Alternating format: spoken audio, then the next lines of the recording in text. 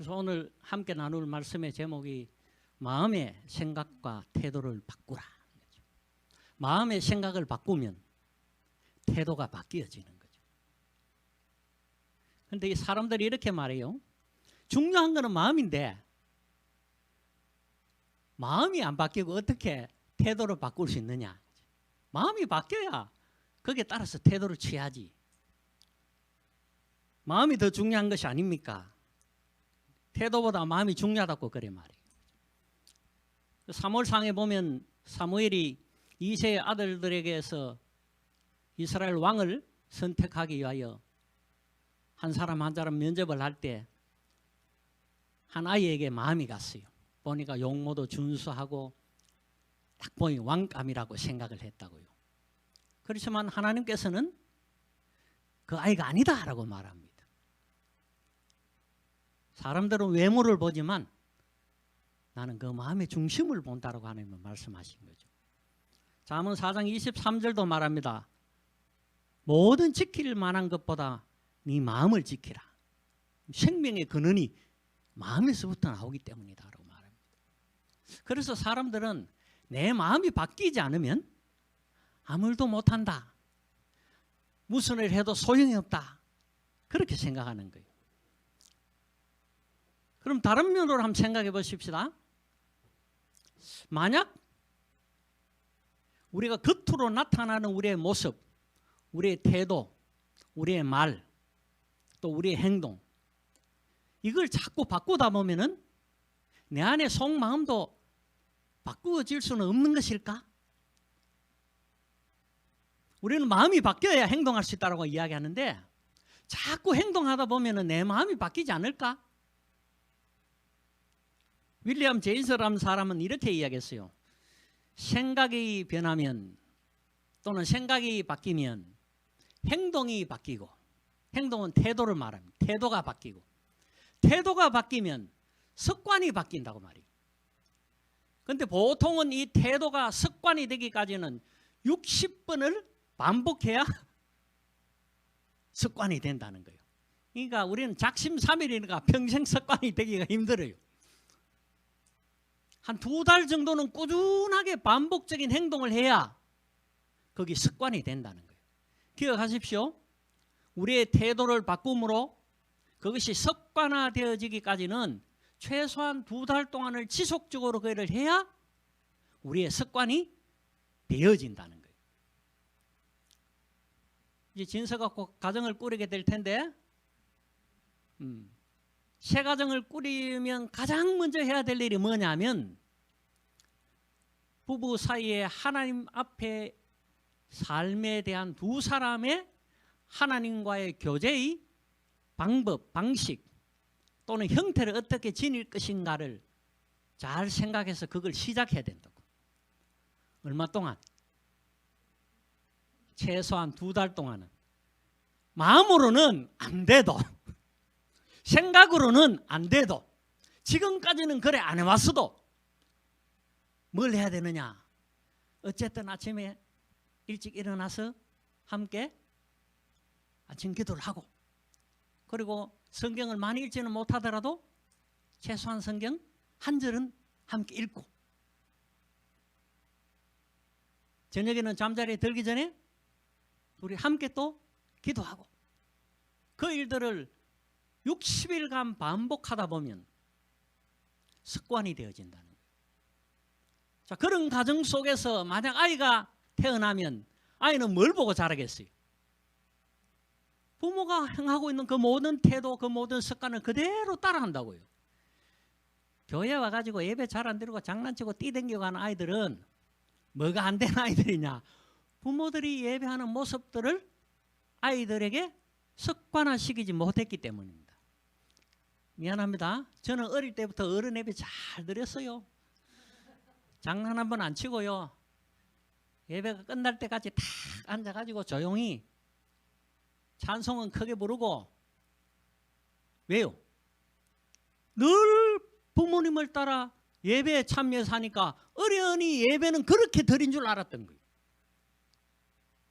만약 예배를 드는 본어미 설교를 들으면서 이런지 저런지 하고 뭐 이러고 했더라면 왜 했겠어요? 아, 예배 때는 저래도 되는가 보다 생각하고 저도 예배 시간에 그렇게 했을 거예요. 그러나 예배는 그런 것이 아니다라는 것을 어른들이 드리는 예배를 통해서 내 스스로 내 몸에 습관화가 되게 된 거예요. 태도를 바꾸면 그것이 습관이 되어집니다. 좋은 습관은 나의 인격을 바꾸어줘요. 나쁜 태도가 왜 좋지 않느냐? 나쁜 태도는 나쁜 습관을 만들고 그 나쁜 습관은 나쁜 인격을 만들기 때문입니다. 보통 인격적으로 좋지 않은 사람들은 잘못된 습관을 가지고 있다. 인격을 바꾸면 운명이 바뀌어진다.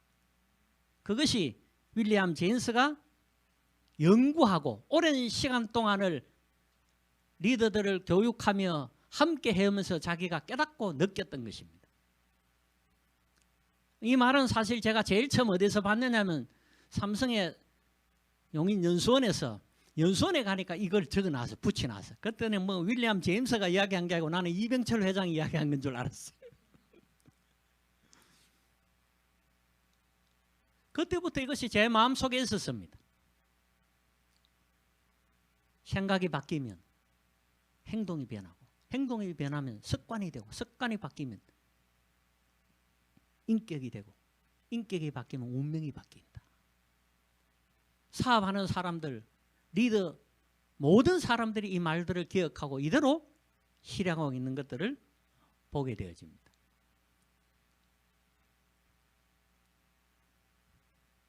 중요한 것은 마음이 바뀌기 전에는 아무것도 못한다 이게 아니고 먼저 내 마음의 생각을 바꾸라는 겁니다. 왜냐하면 성경은 항상 기뻐하라 이래 말했어요.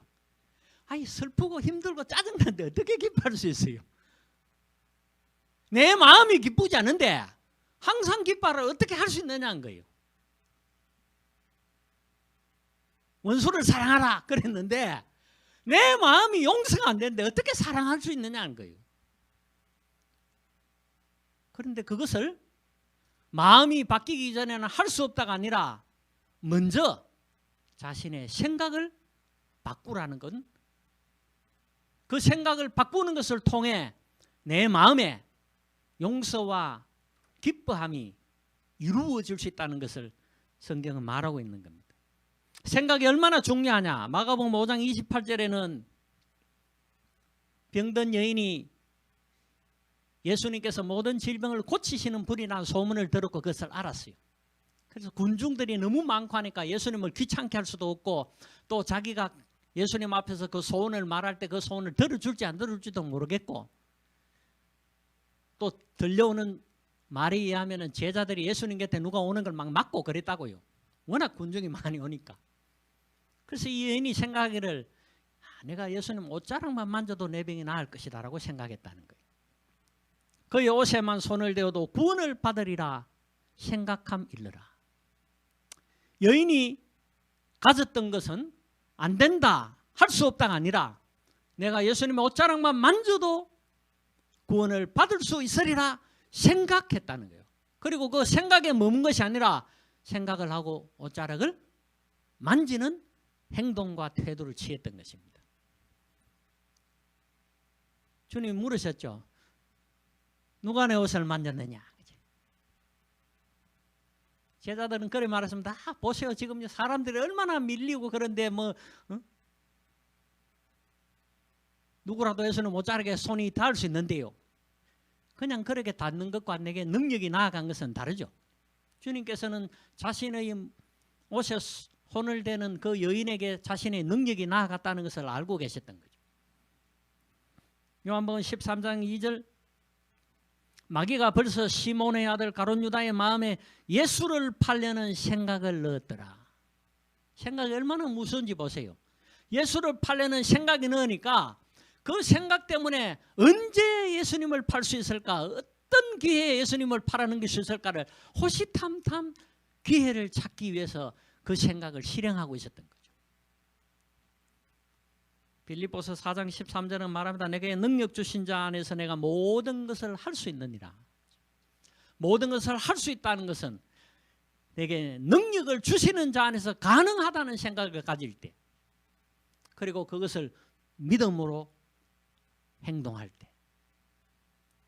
마태복음 12장 13절입니다. 이에 그 사람이 그래도 손을 내밀라 하시니 그가 내밀매 다른 손과 같이 회복되어 성하더라. 여러분 한번 생각해 보십시오. 손이 말라가지고 오그라져 있는 사람한테 네 손 내밀어라. 어떻게 손 내밉니까? 하이 주님 바보입니까? 내 지금 손이 말라가지고 짧아가지고 붙어있는 이 손을 내밀라 하시는데 어떻게 내밀 수 있습니까? 뭐 다른 설명은 없어서 성경에 그러자 그가 손을 내밀매. 손을 내밀라 하니까 그냥 내밀라는 그 말씀에 순종하여 그냥 손을 내민 거예요. 만약 내가 지금 손이 마른데 내밀 수 없는 손을 어떻게 내밀라고 하느냐라고 생각하고 그 생각이 자신의 손을 내미는 행동을 취하도록 하지 않았다면 아마 손 마른 자의 생각은 영원히 자신이 고침을 받을 수 없을 것이라 그렇게 여겼을 거예요. 그러나 손을 내밀 때 여인은 고침을 받았습니다. 여러분 마음이 변하기 전에 말과 행동으로 순종하지 않아도 됩니까? 하나님께서 이렇게 하시라 그랬는데 내 마음이 용서가 안 되는데 내가 어떻게 용서합니까? 내 마음이 그것이 이루어지지 않는다고 하나님의 말씀을 순종하지 않아도 되는 겁니까?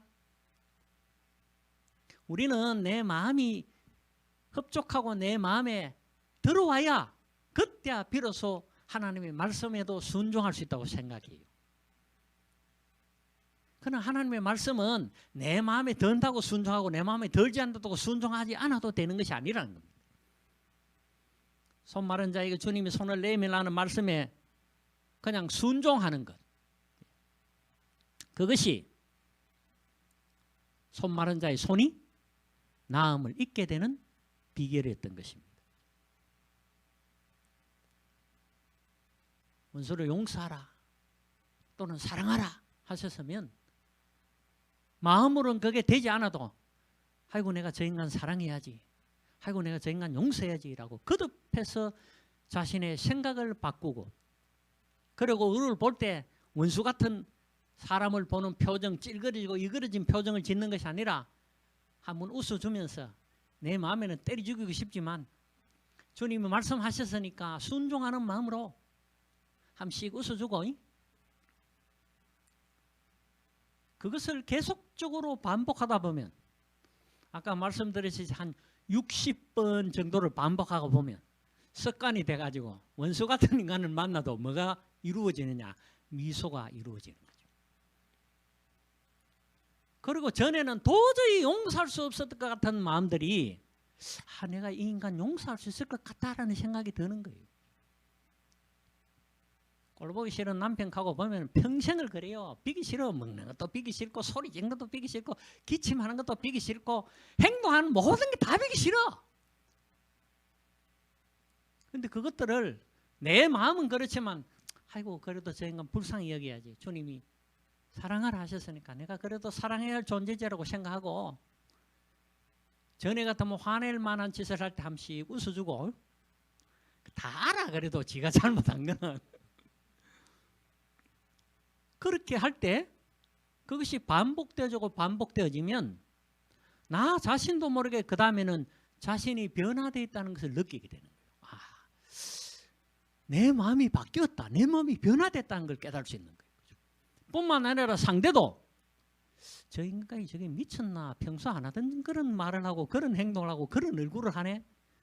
처음에는 그랬을지 몰라도 60번 반복하고 나면 아이고야 내 마누라가 나를 사랑하지 않는 줄 알고 나를 미운 원수같이 생각하고 그래준 줄 알았지만은 그게 아닌갑다.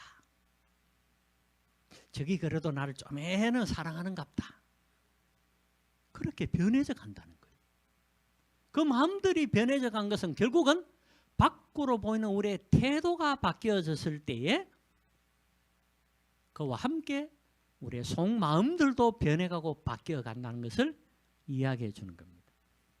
마음으로는 미워도 마음으로는 따를 수 없어도 말씀대로 순종해서 우선 당장 고칠 수 있는 거, 그게 뭐예요? 태도잖아요. 내 마음은 당장 고칠 수 없어. 뭔가 돼야 고칠 수 있지만 태도는 당장 고칠 수 있다고요. 조금만 노력하면 나의 태도는 금방이라도 고칠 수 있는 거예요.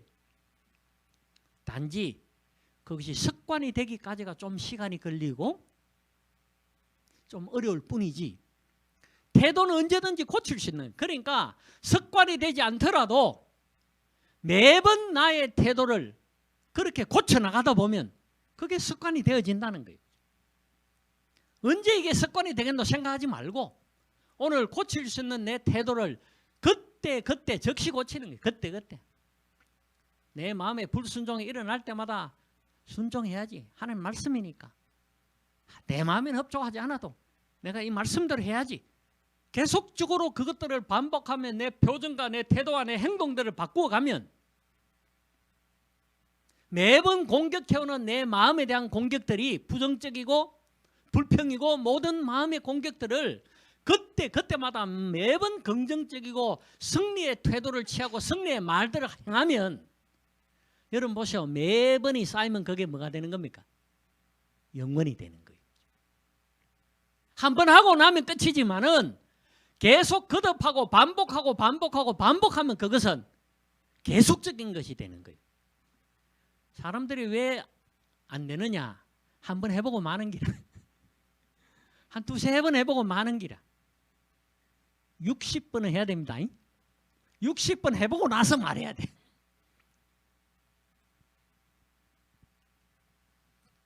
그래서 억지로라도 순종하라 라는 것이 성경이 우리에게 가르쳐 주는 것입니다. 억지로라도 순종하면은 하나님께서 은혜를 베푸시는 거예요. 생각만 바꾸어서는 안 되죠.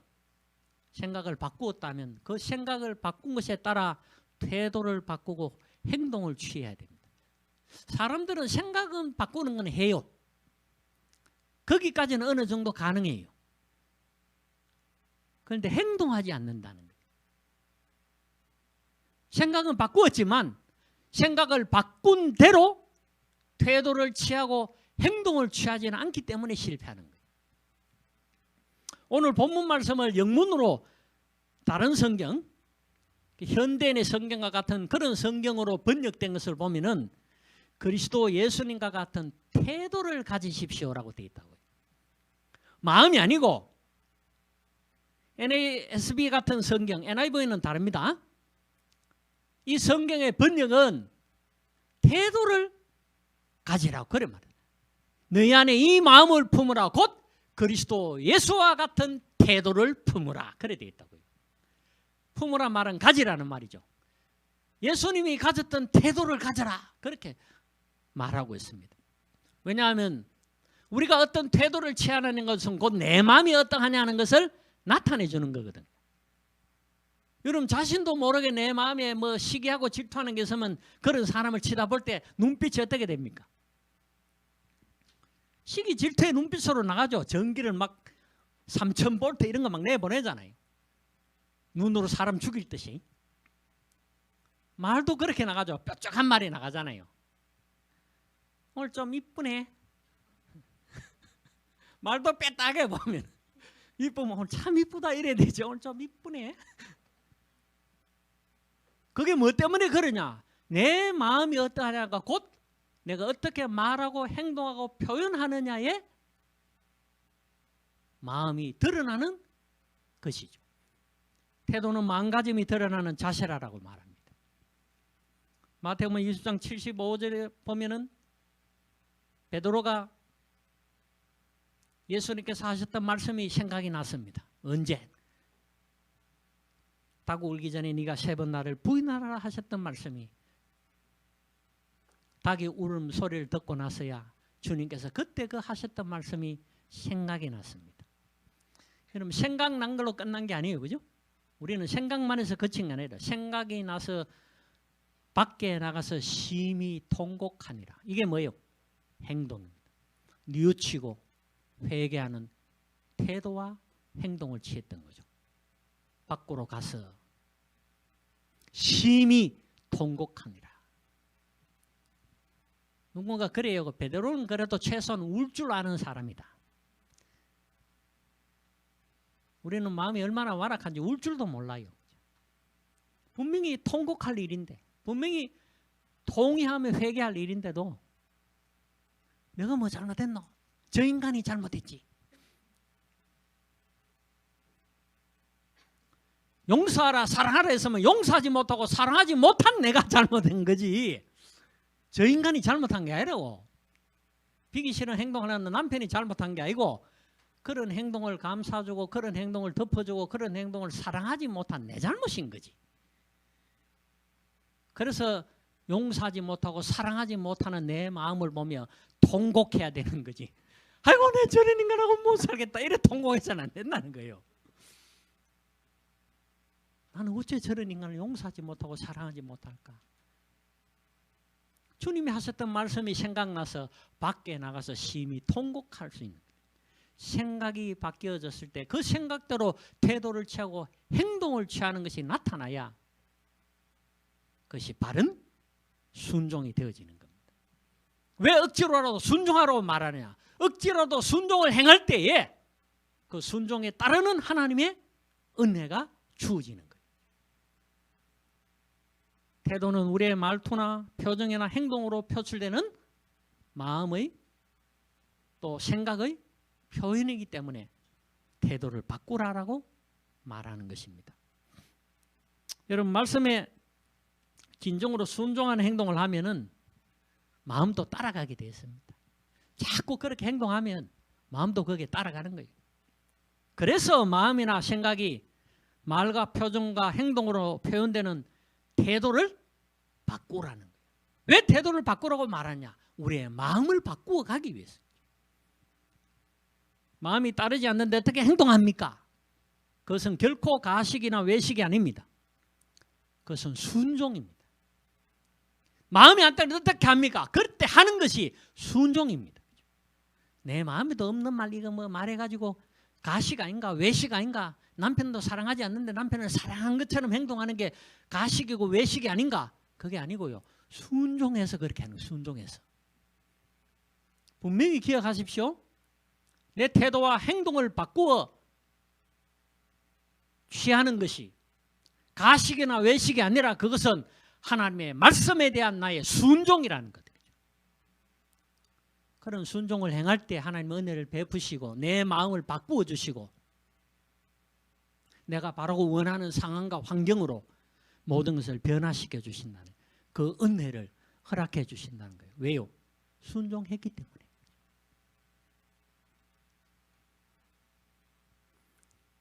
C.S. 루이스는 말합니다. 당신이 당신의 이웃을 사랑할까 말까로 시간 낭비하지 마십시오. 사랑하는 것처럼 행동하십시오. 이렇게 하자마자 위대한 비밀 하나를 발견합니다. 누구를 사랑하는 것처럼 행동하고 있을 때 실제로 그를 사랑하게 될 것입니다. 이게 비결이라는 거예요. 여러분, C.S. 루이스가 아마 이 말을 할 때는 경험도 안 해보고 이 말 하진 않았을 거예요. 본인이 경험한 말일 겁니다.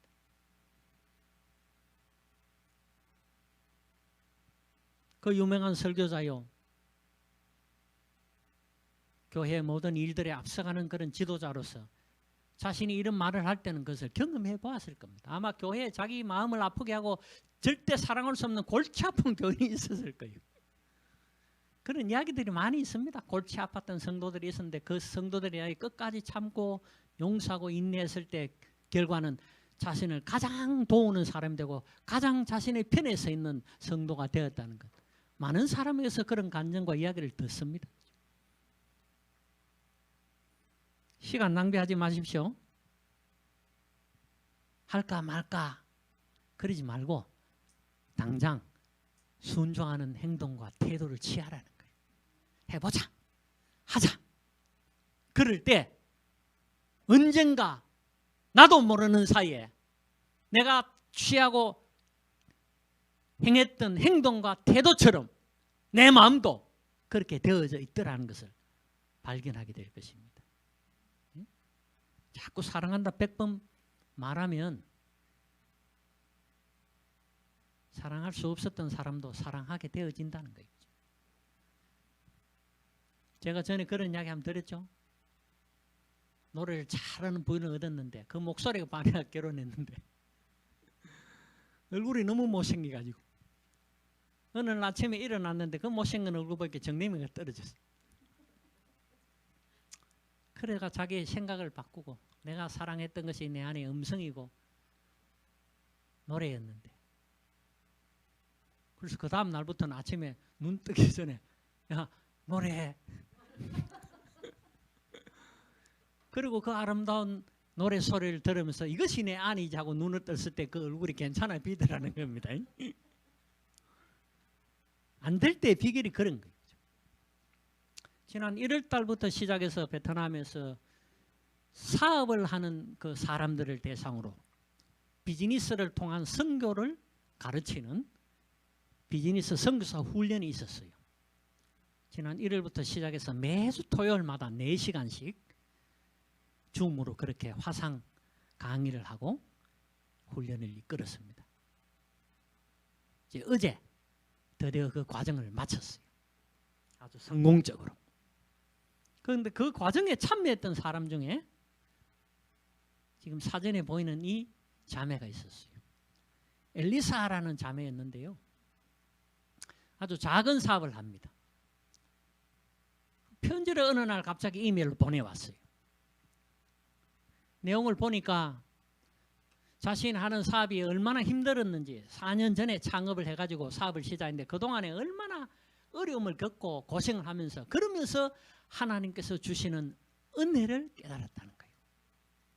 뿐만 아니라 이 비즈니스 선교 훈련을 통해서 자신의 마음과 생각을 바꾸고 그 생각을 바꾼 것을 통해서 자신이 얻은 은혜, 받은 은혜를 다시 나누고 싶다는 거예요. 그리고 하나님이 자신의 삶에 얼마나 복 주셨는가를 강의를 통해서 들었던 것을 그 다음에 비즈니스 거래를 하면서 그걸 적용했더니만 성공한 거예요. 그리고는 자신의 사업이 그때의 성공으로 끝나는 것을 그때부터 시작해서 일들이 계속적으로 잘 되어지는 것을 경험하고 이제는 자신의 생각과 모든 것을 하나님을 위하여 드리는 것으로 헌신하고 결단을 했다는 겁니다. 그리고 제일 먼저 그것들을 행하기 위해서 자신의 마음이 변하기 전에 저에게 선교 헌금을 하겠다는 거예요. 250불을 거금. 거금 250불. 왜 거금이라 말하냐면 2달 분치 봉급이거든. 보통 사람들이. 2달 봉급을 선교 헌금으로 드리겠다는 거예요. 그것을 시작으로 자신이 가진 모든 것을 이제는 나누며 복음을 전가하는 정인으로서 삶을 살겠다고 고백을 하면서 보내왔던 이메일 편지. 제가 제목을 또다시 일어난 기적 같은 일이라 썼어. 왜 기적이냐? 베트남 성도들이 그리스도인이지만 헌금하는 것도 아까워하는 사람들이. 왜? 워낙 가난하게 살기 때문에 돈이 없기 때문에 돈 쓰는 것에 대해서는 굉장히 주의를 게. 자신에게 유익이 있다고 생각하면 그 유익을 얻기 위해서 돈을 무진장 써요. 그래서 보면 사람들이 사업 때문에 비즈니스 관계로 만나는 사람들에게는 식사를 하러 가거나 하면 먹고 막 상위에 남을 정도로 음식을 많이 주문해요. 3사람 가가지고도 한 8인분 시켜놓는 기라. 돈 그래 막 씁니다. 나중에 비즈니스가 성사가 안 되면 내가 돈을 썼는 게 얼마나 많은데 라고 그래요. 그러니까 자기에게 유익함이 없으면 결코 베풀지 않는 것이 그 사람들의 심사고 민족성입니다. 그런 사람이 선교를 해서 선교 헌금 내는 게 저한테 무슨 유익이 있겠습니까? 그것도 나는 한국인이고 자기 사업을 도울 사람도 아닌데. 그런 사람이 선교 헌금을 한다는 것은 기적 같은 일인 거예요. 그런 마음을 가진 사람이 자신의 마음을 바꾸어 이런 태도를 취한다는 것은 그야말로 기적 같은 일이에요. 그것도 금액이 작은 금액이 아닙니다. 저 금액이. 베트남 돈으로 500만 동, 500만 동. 500만 동이라면 우리 돈으로 500만 원이라 생각해 보면 돼요.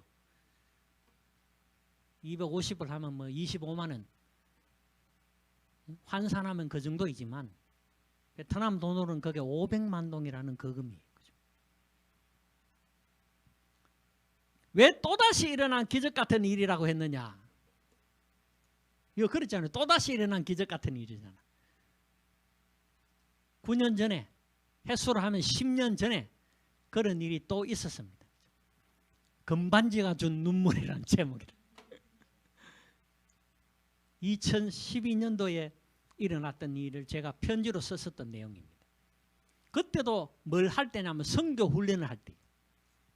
우리가 돈이 없고 연약하지만 베트남 교회와 성도가 세계 복음을 위하여 복음을 전하는 정인으로 세계로 나아가야 됩니다라고 가르칠 때 그들이 입버릇처럼 했던 말이 뭐냐면 우리는 가난해요. 우리는 돈이 없어요. 우리는 아무것도 할 수 없어요. 라고 말했다고.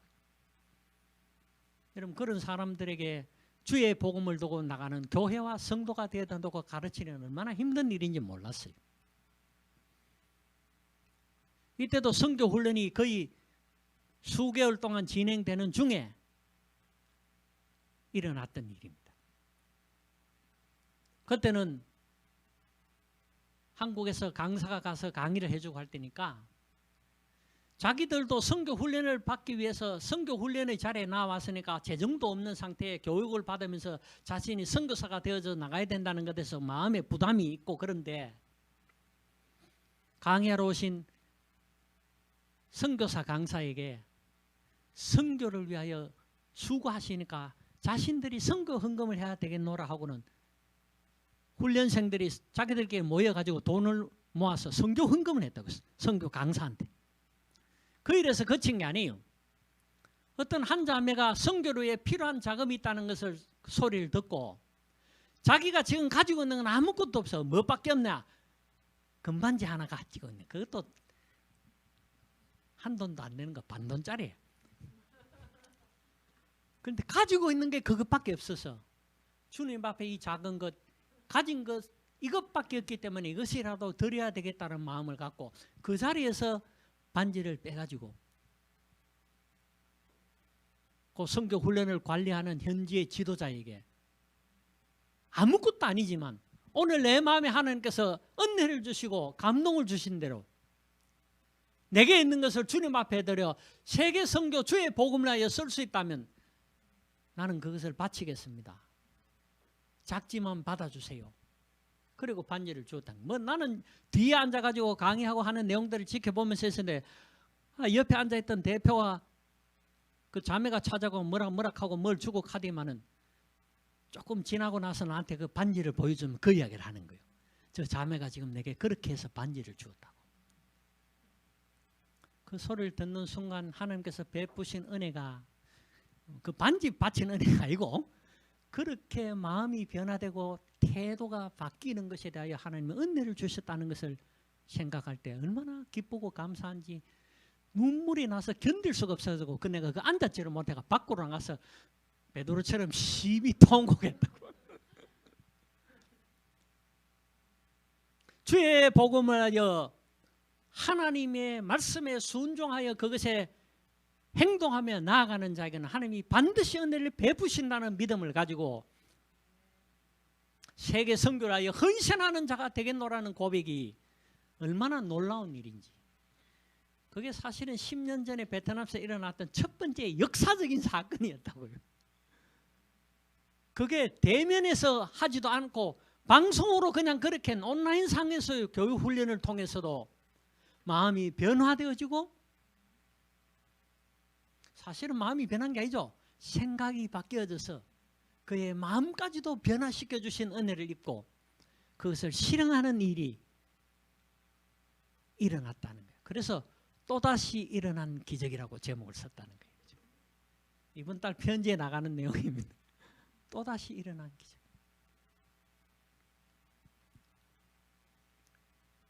여러분 많은 사람들이 태도에 관하여 연구하고 또 기록한 내용들이 있습니다. 지도자 컨퍼런스의 아주 명강사인 샌디에고의 목회자인 존 맥스웰이라는 목사는 이기는 태도라는 책을 썼어요. 이기는 태도. 언제든지 승리하는 태도. 이런 태도를 가지면 승리한다. 태도를 바꾸면 승리한다는 게 주 내용이에요. 동기부여를 강연하는 아주 지글지글러라는 사람은 능력이 아니라 태도가 당신의 고도를 결정한다. 능력이 아니래요. 사회생활에서 승리하고 이기는 것은 능력이 아니라는 거예요. 태도가 결정한다는 거예요. 여러분 참 중요한 말입니다. 제가 고등학교를 졸업하고 취업을 좀 했어요. 잠깐. 취업을 했는데 취업한 회사에서 IMF와 같은 것들이 일어난 때가 79년, 80년도에 한번 파동이 있었다고. 임금 파동하고 이런 게 있어가지고 직원들을 막 쫓아낼 때였어요. 저는 이제 갓 들어간 신입사원이잖아요. 신입사원이 우선순위로 잘려나가는 거예요. 근데 제가 그때 했던 게 뭐냐면 매일 아침 남들보다 한 30분, 40분 일찍 출근해가지고 화장실 청소하는 게 내 일이었어요. 그때는 뭐 건물 빌딩 청소부도 없고 이럴 때니까 직원들이 청소하고 할 때예요. 저는 신입사원이니까 내가 신입사원으로서 아침에 회사 사무실에 화장실 청소하는 변기 청소라도 좀 깨끗이 해둬야 되겠다. 그런 생각을 하고 그게 늘 제가 가졌던 태도와 행동이었다고. 그리고 일찍 출근해가지고 화장실 청소를 싹 해놓고 청소들을 좀 하고 그리고 내 책상에 앉아서 일을 시작을 앉았다고. 사람들이 오보면 이제 뭐 저는 뭐 출근해서 앉아 있는 거고. 근데 제가 온 뒤부터 뭔가 달라졌다는 것을 사람들이 느끼기 시작했어요. 화장실에 갈 때마다. 이게 왜 이렇게 깨끗하지?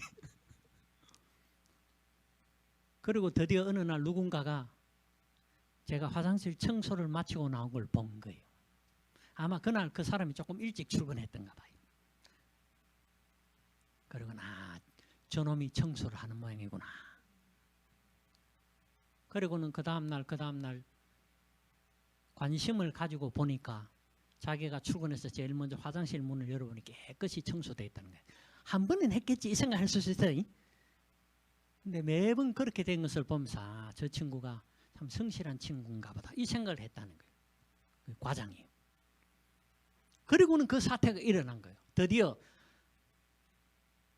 퇴직시켜야 될 직업 명단들을 작성하기 시작했습니다. 살생부를 적었습니다. 근데 그 살생부를 적을 때에 임원들이 모여서 토의를 하면서 제일 먼저 신입사원을 잘라내고 그 다음에는 기존 사원들 중에서 일 못하는 거 잘라내고 그렇게 정해두었는데 과장 한 사람이 손을 들고는 모든 신입사원을 다 잘라내도 이 사람만은 자르면 안 됩니다. 이 사람은 우리 회사에 절대로 필요한 사람입니다. 이 사람을 자르면 우리 회사는 손해입니다.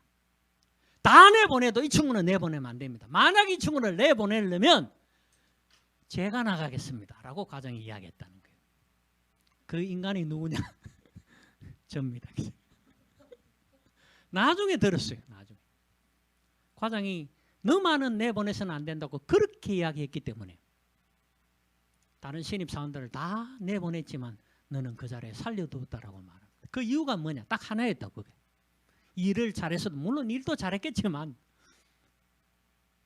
그 일을 하는 능력보다 직장인으로서 회사를 사랑하는 사람으로서 근무하는 근무자의 태도였다는 것이죠. 지글지글러는 그렇게 말했다는 건 능력이 아니라 태도가 당신의 높이를 결정한다. 높이 뛸 수 있는 능력은 근육의 힘 때문에 높이 뛰는 게 아니라 매일매일 그렇게 훈련하고 연습했던 결과라는 거예요. 그렇게 훈련하고 연습한 태도에서 그 힘이 나왔다는 거예요. 그래서 진서는 신혼생활 때 그걸 잘 갖추어야 된다. 응? 그래서 좋은 기독교적인 문화가 내 가정에 자리 잡고 그것은 영원하다는 거예요. 자녀가 출생해서 그렇고 그 자녀들은 또 그거 보고 자랐으니까 지도 커가 시집 장가가면 뭐 하겠어요? 똑같이 그렇게 한다. 미국에 조카가 있는데 이 조카 사이하고 별로 사이가 그래 안 좋았어요. 신앙적인 어떤 문제 때문에. 마침 제가 미국으로 방문할 일이 있어서 당부를 했습니다.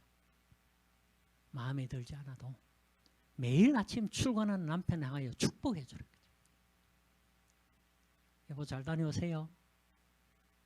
하나님께 손을 함께 하시기를 기도합니다. 그렇게 보내고 아이가 유치원하고 어디 가고 나갈 때 꼭 붙들고 머리 위에 손을 얹고 축복 안수 기도를 하고 부모님은 해도 됩니다. 자기 자식 머리에 손 얹어 가지고 기도해도 되는 게 부모가 가진 권한이고 권세예요. 자녀를 위한 축복권은 부모에게 있다는 것을 기억하세요. 목사님은 축복 기도하는 게 아니고 그냥 머리에 손 얹고 아이가 나갈 때 기도하고 아이가 갔다가 돌아오면 맞이하면 또 손 얹고 기도하고 남편이 돌아왔을 때 오늘 하루 수고하셨어요 라고 말해주고 네 마음에 그런 것들이 잘 되지 않더라도 매일매일 그것을 거듭해 보아라. 그리고 할 수 있다면 가정 예배를 드리는 일을 남편이 참여하지 않더라도 아이들과 함께 네가 시작하고 해라. 수년이 된 지금은요 남편이 가정 예배를 인도하고 혹시 뭐 그래가지고 시간 가하고 하면 남편이 더 재촉 안 돼. 예배부터 드리고 뭘 해야지. 그것이 그 가정에 쌓인 기독교적인 문화라는 거죠. 지금은 더할 수 없이 신앙 안에서 함께하는 부부가 되어져 하나님의 영광이 되어지는 복된 가정으로 살고 있다는 거죠. 실제적으로 일어나는 그런 일들이요. 그런 문화들을 구축하는 것은 우리 가정에 어떤 태도를 갖추느냐 그것이 중요하다는 것을 말해주고 있습니다. 또 수많은 사람들이 그래 말해요. 기록해두고 있는 대로 능력은 바꿀 수는 없지만 태도는 바꿀 수 있다는 사실에 주목하라. 행복하고 성공적인 삶을 살려면 좋은 태도를 선택하고 나쁜 태도를 좋은 태도로 바꾸라. 철학자 플라톤은 말이요. 사람은 남을 대하는 그 태도에서 행복이 결정된다라고 말해요. 플라톤이 오죽 연구를 많이 했겠습니까? 철학적으로 사색을 얼마나 많이 했겠습니까? 사람은 남을 대하는 그 태도에서 행복이 결정된다는 거예요. 내가 남을 대하는 태도가 내 행복을 결정한다는 거예요. 존 오토버그는 어차피 결과를 결정하는 가장 중요한 요인은 선택 자체보다도 선택한 문에 대한 우리 자신의 태도다. 내가 어떤 문을 선택했느냐 그 선택에 대해서 아이고 하필 내가 왜 이런 문을 선택하고 왜 이런 문을 열고 들어갔지 이게 아니고 내가 선택한 그 문에 대하여 내가 가지고 있는 태도가 무엇인가가 중요하다는 거죠. 하필 우리 참 만난 교회 같은 데 와가지고 이러면 이제 평생 고생이고 이런 참 만남 교회라고 말할 때는 우리가 평생을 행복한 교회로 함께 할 수 있다는 거예요. 이것이 태도가 결정짓는다는 거예요. 커밍워커의 성공 네 요인, 네 가지 성공 요인이 있는데 머리, 지식, 기술, 태도 이 네 가지가 있는 중에서 성공적인 삶의 93% 이상 결정적인 영향을 주는 것은 태도라고 말해요. 하버드 경영대학원에서도 기업의 성공 네 요인에 대해서 네 가지 요인을 연구했는데 정보, 지능, 기술, 태도 이 네 가지 중에 93%가 태도가 성공을 결정하다는 거예요. 브라이언 트레이시는 성취 심리라는 심리학에 대한 연구의 책자에서 태도가 성공의 85%를 좌우한다. 93%, 85% 그럼 최소한 80%는 넘는다는 얘기죠. 이 모든 것들이 태도가 결정하는 것이라고 말하는 겁니다. 사랑하는 여러분, 우리의 생각을 바꾸고 우리의 태도를 바꿈으로 하나님이 주시는 은혜를 풍성하게 경험할 수 있다는 것을 기억하세요. 행복의 문은 내 태도를 바꾸고 순종하는 마음으로 억지로라도 하나님의 말씀에 순종할 때 내 행복의 문이 열리고 축복의 문이 열린다는 것을 기억하십시오.